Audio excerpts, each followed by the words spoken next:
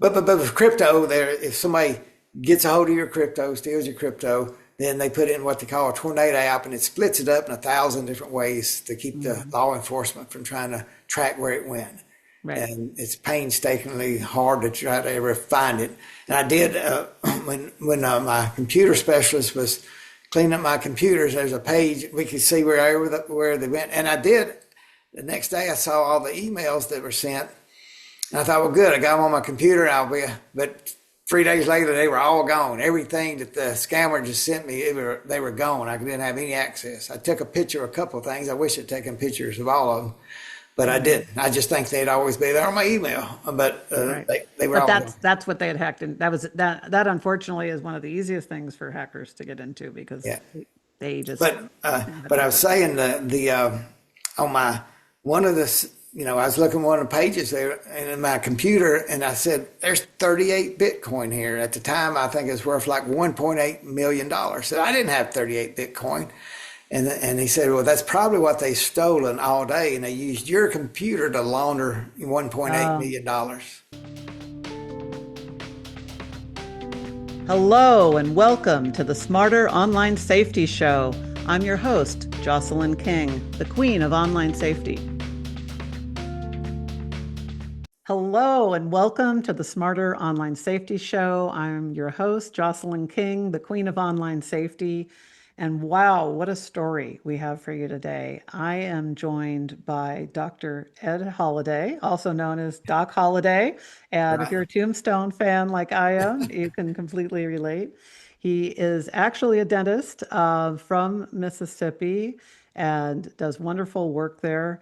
But he's just published his book, which is an account of his $200,000 nightmare. And he's here to share what happened and the lessons learned. I'm so sorry for what happened to you, but I'm so happy to have you join us today. Hi, Doc. Hey, Jocelyn. And I don't look for empathy. I've been through it and I've survived. But Mhm. my main goal is to help others. Hopefully, not to go through what I went through. And I know you've been through a similar situation, and it was so devastating to me, not knowing what to do, that I Mhm. wrote my story down just to get it out of my system. Then I said, Mhm. I could put it into a book form, and I was told it would help a lot of people, and if I would do that. So here I am. I got the book, and I'm telling most people who get scammed, as you know, are full Mhm. of guilt, shame, they don't want anybody to know anything about it, Right. and that's how That's I what felt. That's what I happened to needed me. to. It took me a lot longer to get help because I was trying to get help without telling people what had happened to me because you feel, well, first of all, you've been violated and then you feel, Right. stupid or ashamed or what did I do wrong? And it's a natural response to guilt. But the bottom line is you didn't do anything wrong. There are bad people out there doing bad things and like what happened to you. So give us a little background and when it's great because the question I ask every guest when they come on is, getting into cybersecurity and teaching others, it all usually stems from a story. And even the people who are in the Secret Service or working in cybersecurity Right. and banks or government, but you particularly, and you are a dentist and you are doing this out of the goodness of your heart. So tell us how, what was, set up the story and then tell us, what happened. And I'll ask you some questions as we go. Well, that sounds great, and I want to tell everyone that just living my life, trying normally like most people do. It's a Friday afternoon. Actually, it's Valentine's Day of 2025, just Wow. real recently. Hmm. And actually, I was working on taxes to get to my accountant, and just it's Valentine's Day. Had you know not any major plans, but I probably wasn't at my best, and I got a phone call, like a lot of people do. And we all get scammed for calls or spam, but I looked at my phone as it was ringing, and it said Google, and I had a few days previously had Google had said check your security, and I'd done that and got two factor authorization set up in there, and it just seemed like, well, that's Google checking up on me or something, but I didn't believe it. and I spent 30 minutes on the phone. I was sent emails. I said, I still don't believe you're Google. And I'd gotten calls before about my business being on Google and getting, seeing they want ads and all that. So I'd had Google call me, or what I thought was previously in last year, a year or two. But they're saying it's good, and they said, well, we have frozen your account. Okay. And your account's frozen, and you need to get a new password, and we'll give you a temporary password. Go ahead and just, we set you up. And I said, well, I don't believe you from Google. So after 3 or 4 emails that look exactly like Google, they sent to me. They said, so that meant what? It had the right logo in the right place. Right. It was AI generated. I'm sure it had the right logo. So this is Google. You give us this, everything just looked detailed. And it said from, it wasn't google.com, but it was Google in, everything in where it was sent from just looked, very authentic. And I said, but and by the way, just for people listening along at home, very often this is what people will see. They'll see it'll be google.com or google.com or starcom _com dot. Right. It'll be one little thing off. Something else. Right. And they'll actually put it in the name. So if you're not looking at the entire thing or you're looking quickly, you see what looks like a legitimate address into a quick check. So it's very convincing, and that's how they get so many people to click. But you need to always look where it's coming from, and I'd done that, but I didn't look real close. I mean, that's where I just said, okay. And again, it's just, had mine other places, Valentine's Day, but they said, if we send you something on YouTube, would that make you feel better? And I had a YouTube app. And in the past, when I've changed passwords with Google or things, they'll send me something on my YouTube app. So it felt well. And just for people who don't know, YouTube is owned by Google, and YouTube was acquired by Google. So they are connected. It's a parent company. So it's very natural that would be a connection. And so I said, yes, that would make you feel better. And they said, well, check your YouTube app. And I did. And there were 3 balls, and some numbers in each of the 3 balls, little circles. And they said, tell me what those numbers say. And you might figure out, I know people told me that they could figure out what they were doing, once they using is like they were. Okay, we'll come back to that. Yeah, we'll go back. But anyway, that's what it really made me feel like, okay, this is really Google. Right. And so so you're giving them the numbers because you're getting the numbers from your proper app, the real app. Yeah. And so I put those in, and I said, and why do you want me to do that? They said, all we want you to do is you set up, take our temporary password, and we'll get your account back, and it will activate it, and you won't be disabled anymore. And I never did even check to see if my Google account was disabled. But at this point, after 30 minutes, I felt, okay, they must, I've gone through all these checks. They seemed legit. They gave me the password. I typed it in. They said, I said, that's all. I said, that's all we want. I just went, now you're good to go. And I hung up. And then I really didn't think anything about it. I just thought, okay. And about an hour later, I got a call.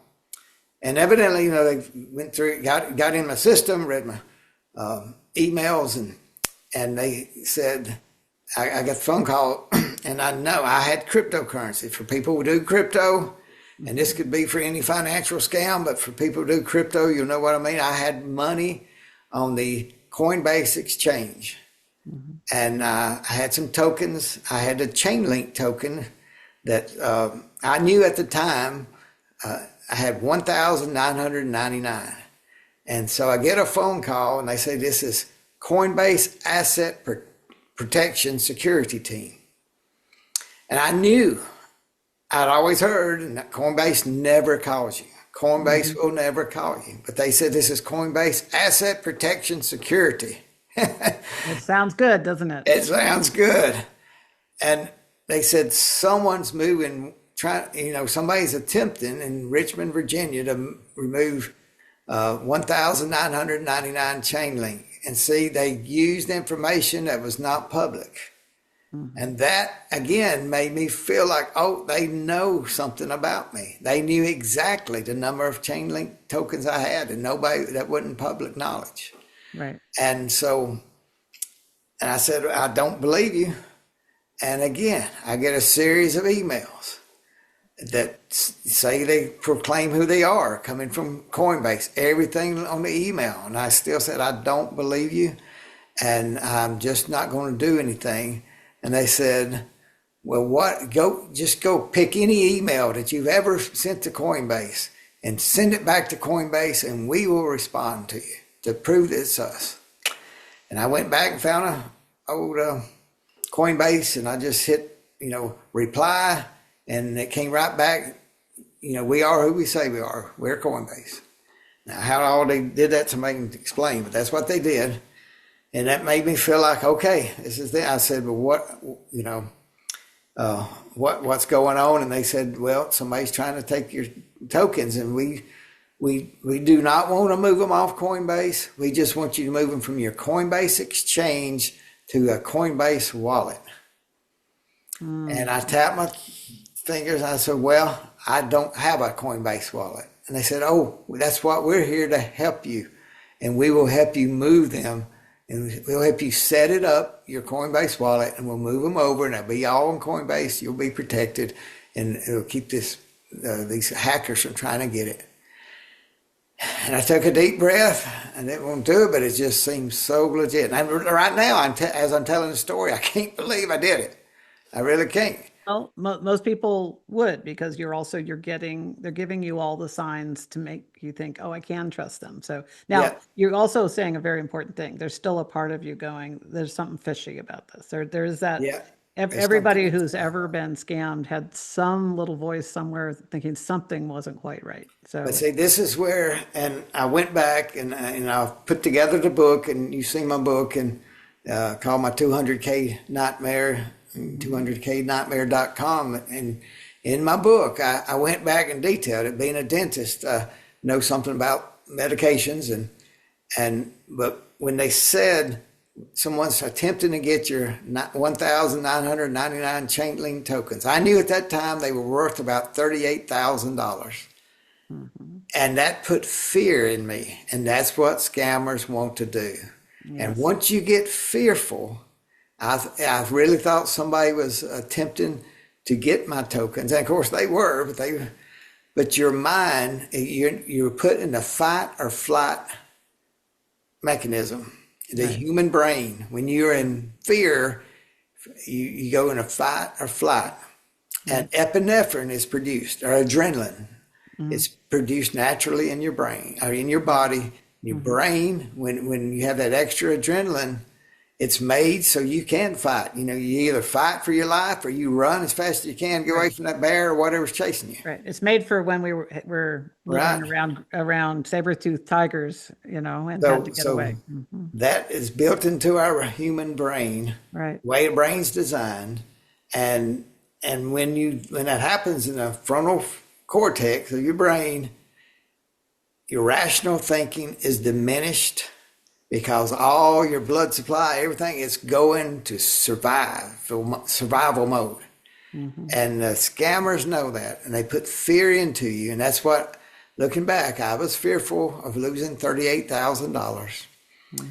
And it made me just trust them. They were the hackers. They were the scammers. They were the ones social engineering me. But they made me feel like someone else was after my Chainlink tokens. So I started the process of saying, okay, what I need to do to get these switched over into the Coinbase account. And they used my name, set up the wallet. Everything seemed so legit. And they moved them over. And one by one, they said, your Chainlink. And then they said, well, we need to get this Bitcoin. We need to get this. I had something called Brain Trust, other things. And they went down the line and said, and I could see it. I could see where it was. But we had difficulty in one. And this is bad. And I tell people in my book, if if you go to a horror movie and you see something and you're sitting there in your seat and you're saying, please don't go in that room. That's where the monster That's, is. yeah.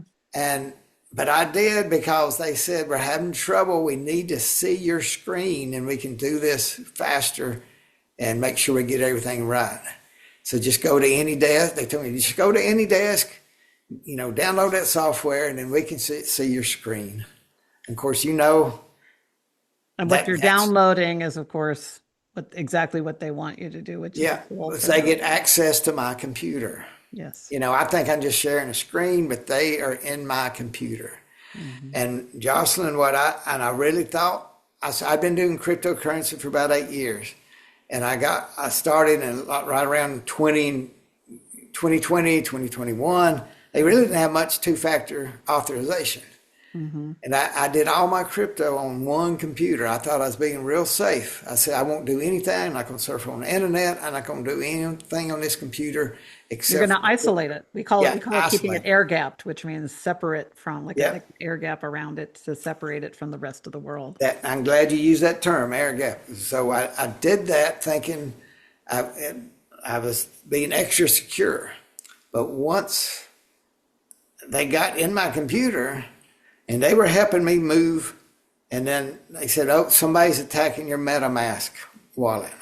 Oh, wow. Okay. But what had happened, and looking back, I didn't say anything about MetaMask wallet, but they had broken into my API. People do API with your tax. I had a Coinbase account to keep up with all my crypto for tax purposes.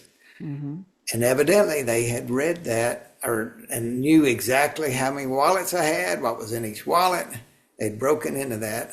And of course, they couldn't move anything in Coinbase. I mean, it's a read only, right. But they knew what I had. But they had the information, which they could also use to sound legitimate to you. Right. And it sounded so legitimate. And so there goes MetaMask.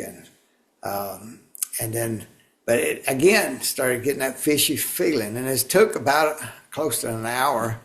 And later my wife said, I heard you agitated up there, raising your voice. And I really was when when they were talking about they had one, I think, polymath was a coin I had that I hadn't moved in years, and I even forgot about it just about, but I knew there's a guru I read about, a newsletter that still likes it. So I was holding on my polymath but I saw them moving that. I said, wait, what's going on with my polymath? I said, where's that Bitcoin? Because I'd been able to see the other wallet. They said, oh, it takes 24 hours to show up. I said, no, it was there a while ago. I do not see it. Mm-hmm. And then of course, I detail this in my book. I won't go in all the details here, but the short version, I said, put that back. And I knew then, and they hung up. But as I was hanging up, I saw wallets flash on my screen. Oh. 6 or 7 wallets, Exodus wallet, Atomic wallet, Math wallet. They had been inside my computer, got all my passwords, and they were emptying all my wallets without me even knowing it. They were draining. Everything I had. Mm-hmm. They left me 2 or 3 coins that were worth about $1.83. They didn't go after the losers. They went for the big piles. Yeah, and then I was devastated when I realized that. I had to go tell my wife. We just lost. At the time, I thought it was 100,000. I hadn't counted up all the wallets, and I was scared too. I knew it was over 100,000, and I was shaking. Nothing like this had ever happened to me in my life. And I'm always a mild-mannered person in a lot of ways. But I was shaking. I couldn't control my body. I was so devastated. Yeah. And I didn't know. And she said, well, you got to do something. I said, well, I don't know what to do. And I said, and I knew about the Tornado app and other things. I knew I wasn't going to be able to claw it back. But I did finally get a hold of, some crypto people that I trust. And they just said, Ed, whatever you do, don't get back on your computer. They're in your computer. You got to get them cleaned up. Yeah.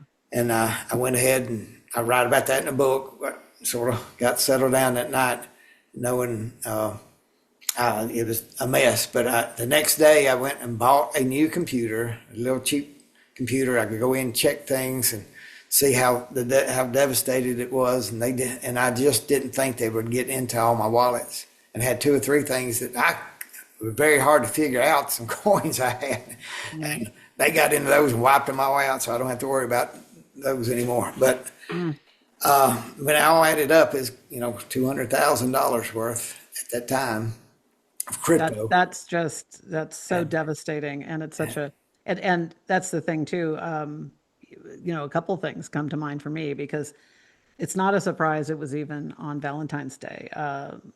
Criminals, when they're going to do, especially spend their time on live things, and they could be anywhere in the world, but they're timing it. If they're timing it for you in the U.S. audience, they're looking at what time it is for you on a busy day. I mean, even just for regular bank and financial fraud crimes, most of it happens on let's say it's in the U.S. It's the U.S. Friday afternoon and Saturday morning, because that's the single busiest time for people leaving work and transitioning from work into home. Most people, not everyone, but the overwhelming majority, and the banks are closing down, so things are less detected and they're more successful. And so in financial institutions, that's like the cybersecurity 24-hour watch is from noon on Friday to noon on Saturday. And then you pick a holiday like that, which is the worst. I mean, that's the worst present, that you it's not a good gift. But no. I'm so glad you shared that about, Friday and Saturday being a good target, because that's when it got me. And again, after a long week, you're a little bit tired, and, you're not as well on your guard. And I will say I guess one of the things that the listeners need to know, of course, I went to a cybersecurity expert. There's someone in town. I had a friend whose husband did that, and I knew of him, and he had some time that Saturday, so he came over. He went through my computers and helped get them all cleaned up. And he's the one that said, "Ed, I know you're a good writer. You really should write a book, because I know so many people who get scammed." Yeah. And I didn't know how prevalent it was. And you know this, I think I saw the statistic. A friend of mine figured out per minute, about every 60 seconds, 107 Americans are scammed. Yeah. Every 60 seconds, 107.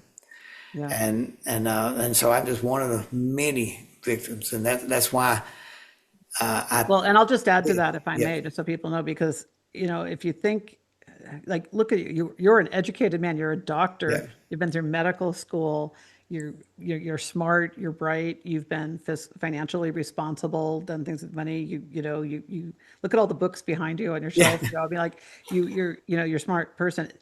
I have worked with CEOs who have gotten scammed. I've worked with people who are in the top 2% of IQ, rate in the world, and they get scammed. So that's why this stigma that anyone did something wrong, or that they're dumb, or made a stupid mistake. It's the criminals are so able to prey on our human emotions. I always say this, like, they understand human psychology better than psychologists and marketers, and they use it, for bad intention, to exploit us and to make money, ill-gotten gain.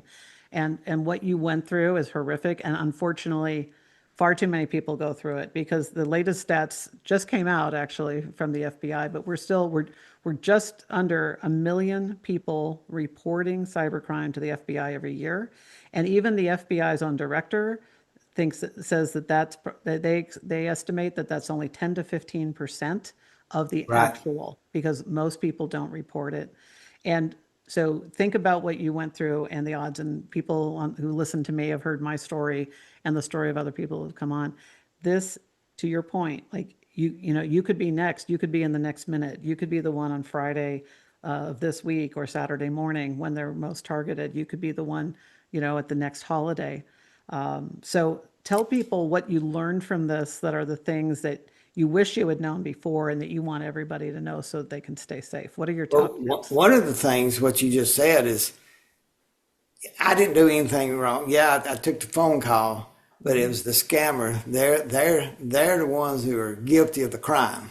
Thank you. and Amen. and Yes. and that's where so many people won't come out and talk about it. Hmm. And the fact that I'm talking about it, it will, it's people when I tell my story, and it's still not easy to tell. I was at Murray State University at their Cyber Shield event a week ago, and they asked me to come tell my story because that's up in southwest Kentucky, Hmm.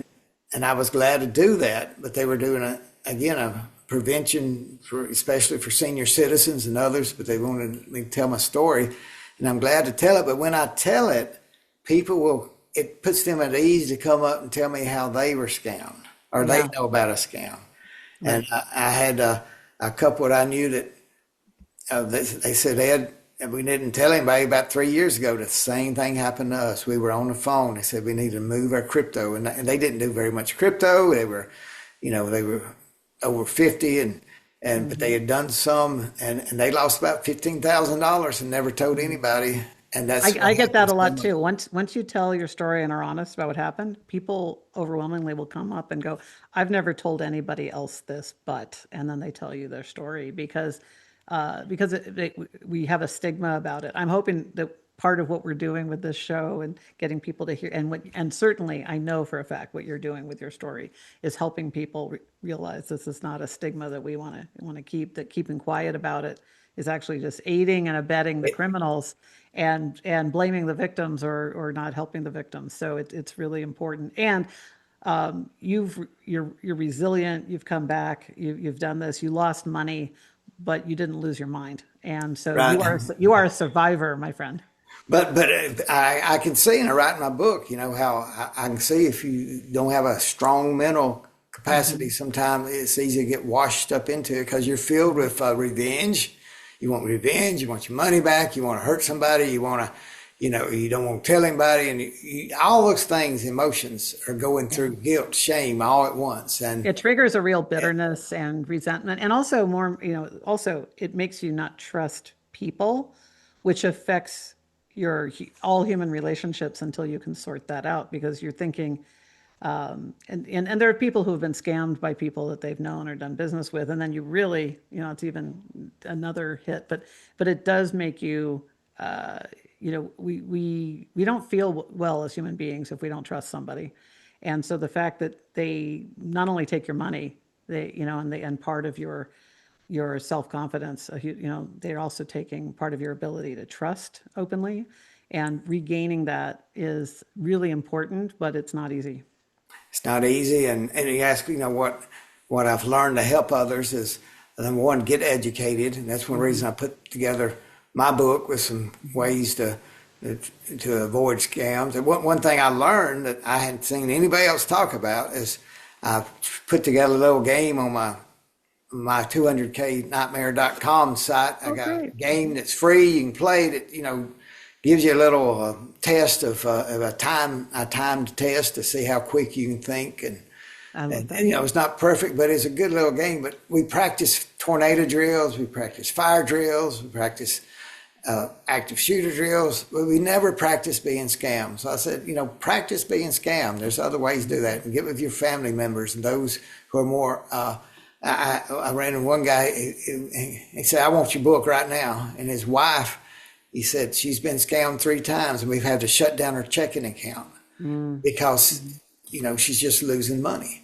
And Right. he said, I hate that for her. She's worked hard all her life for this money, but she's just too easy to be scammed.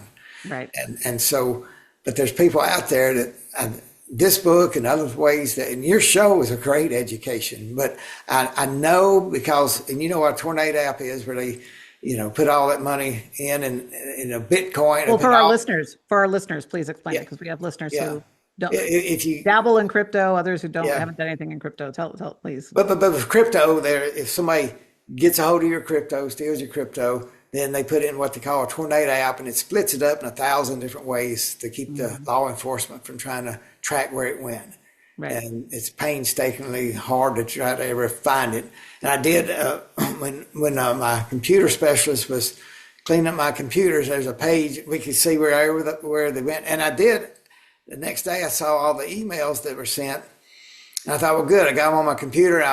But 3 days later, they were all gone. Everything that the scammer just sent me, they were gone. I didn't have any access. I took a picture of a couple of things. I wish I'd taken pictures of all of them, but I didn't. I just think they'd always be there on my email. But Right.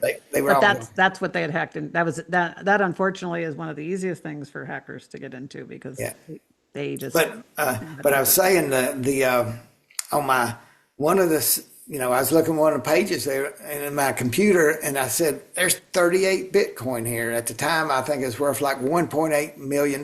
So I didn't have 38 Bitcoin, and he said, "Well, that's probably what they stolen all day, and they used your computer to launder $1.8 million."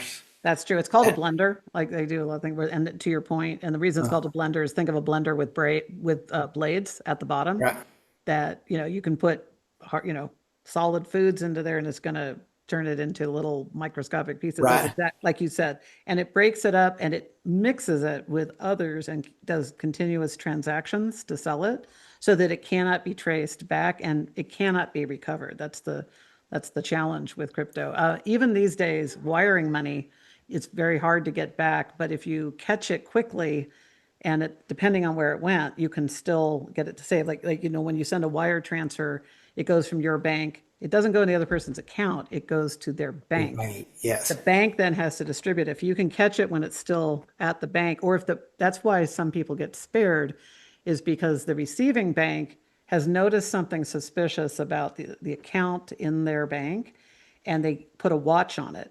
And so they will not automatically quickly dispense money into it. And that's very often when the FBI is able to intercede and stuff, and they've been able to save. We've had guests on the show who've only gotten their money back because the receiving bank held it.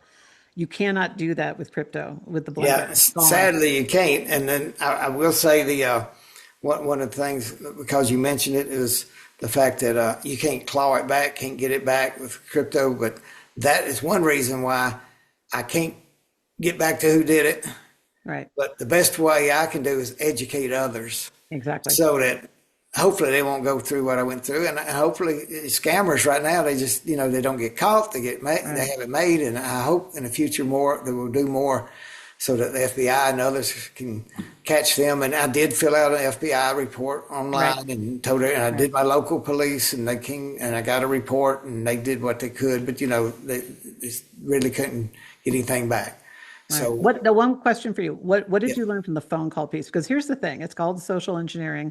yes, It's not just, they can't, for most people listening, it's very hard if you have the right security in place for hackers to get into your accounts unless there's a way that they get you to give them access. And some of it is by asking, like one thing they were doing when people are asking for your codes over the phone, what they're doing is they're logging into your account, and just the way your bank would send you the code to put in, yeah. you're giving them the code and they're logging into your bank account, for example, and that's how they end up draining. That's a very common scam that's happening. So my question, when you got the call, and good for you, because your instincts were telling you, I don't believe you, I don't believe you, and you talked about how our minds work and stuff. What is your greatest learning if you could go Yeah. back and play Yeah, the tape back and change something? the What would you best do differently? the best thing and best advice I can give for the whole show is, if you don't initiate a call, you don't do anything with money over a telephone. Yeah. And not if you're giving it away for a telethon. I mean, I will never do anything over the telephone with money unless I initiate the call. If I'm calling somebody, I don't care whether And it's even the if you president. initiate it, make sure you're not initiating it from a phone number that they've texted you. Right, That's another way they right, get yeah, in. right, They and then, text you a phone number and you say, "Oh, I'm not going to believe this yeah, text. I'm going to call yeah. the bank." And then you call the bank, but you call their number. And of Yeah, or course, a they're already hyperlink, set up. same thing with you don't hit a hyperlink either. And Right. they say, hey, we'll help you here, call this number. And all right, Wow. hit Well, this what an hyperlink. ordeal. What an ordeal. And thank you so much. And really, for crypto people, and a lot of people don't even get into crypto because they're nervous about this in the first place. But, for people who are dabbling in it, I mean, we should be allowed to legally do whatever, we want to do, but you do Right, have to do some hyper protection. right. And you get into Jocelyn, that in your book as well. I'll say our mutual friend, Jack Canfield, said he enjoyed my book. But one of the phrases he liked in the book, I put, mirror, mirror on the wall, what's my weakest security link of all? And I said, look at that mirror real good, real Oh, I close, love and that. you'll see I the love weakest that. link. And That that's is got to so be good. social engineered. That is so good. Yeah. Thank you for that. So for people who want to read your book or play the game and know more about it, Yeah. what's the website? My 200K nightmare.com. Oh, that's great. Thank you for hosting that. I can't, I've got your book right here and I Oh, love thank the you, name. Jocelyn. And what a powerful story. And like everyone who's ever been a victim of cybercrime, I'm so sorry it happened, but I am so grateful for all the good you're doing with it. Really taking something horrible, horrific, and turning it into something terrific for everybody else. So thank you for sharing that with us. And Thank you thank for the you for your website. opportunity. And you have a great podcast. You have a great show. And I look forward to watching a lot more of your podcasts now. Oh, thank you so much. That's great. Wow, everybody. Well, please go to my200knightmare.com and play the game and read his book. It's great. It's a short read too, but very chock full of great information and just a wow, you can't believe it story. So thank you so much for joining us today. Share this with somebody who needs to hear it. You have friends who dabble in crypto. Please, share it with them. Friends who want to use crypto or anybody who's getting that you're concerned is going to fall victim to a phone call. This tells you about how master manipulators will get them. So please share this and help them stay safe. And if you haven't already subscribed, please feel free to subscribe and so you can get alerts of our upcoming episodes. And until next time, stay safe out there.